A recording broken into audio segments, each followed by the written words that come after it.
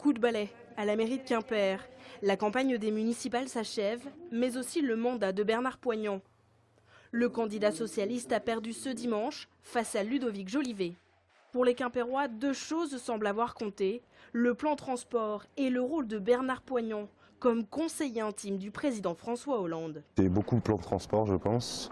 Maintenant, je trouve que, contrairement au nouvel élu, au moins il avait un programme. J'ai entendu tous les commerçants qui se plaignaient qu'ils ne pouvaient pas se garer. On a marre des socialistes, puis j'avais marre du maire. Je crois que le maire sortant est très copain avec le président, donc du coup ça c'est pas top. Puis pour ce qu'il a fait un peu dans le centre-ville, ça gueule un petit peu. Suite à cette défaite, Bernard Poignant ne s'est toujours pas exprimé. Selon son cabinet, il ne le fera pas avant une semaine. Aujourd'hui, il se retrouve dans l'opposition avec 9 autres conseillers municipaux de sa liste.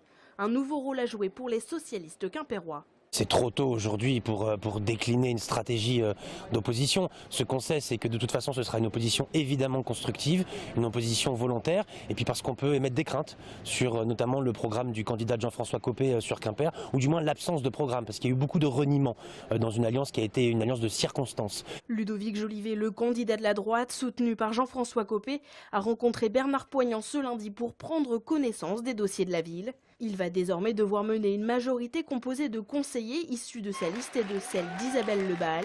Il s'était associé à la candidate centriste à l'issue du premier tour. C'est une volonté commune, nous avons gagné ensemble et on composera comme on l'a fait. Quimper ne gagne lorsque nous sommes unis et c'était le cas. On se connaît, donc il n'y a aucun souci pour qu'on puisse travailler avec les candidats de la liste Vivacité. Pour l'instant, Bernard Poignant reste l'édile de la ville et le président de la communauté d'agglomération de Quimper. Du moins jusqu'à dimanche, date de la séance d'installation du nouveau conseil municipal.